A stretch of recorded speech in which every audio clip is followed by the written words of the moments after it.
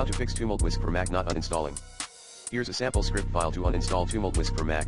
#bin/bash #stop the Tumult-Whisk app if it's running. Echo stopping Tumult-Whisk app. Osascript quit app Tumult-Whisk #remove the Tumult-Whisk app and its support files. Echo removing Tumult-Whisk app and support files.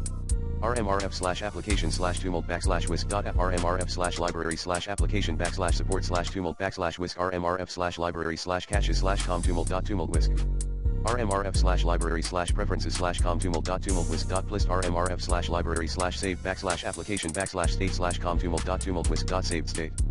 Echo Tumult-Whisk has been uninstalled. To use the script, simply save it as a.sh file on your Mac and run it in the terminal using the command /filename.sh. Please note that this script will remove all traces of Tumult-Whisk from your Mac, so make sure to back up any important data before running it.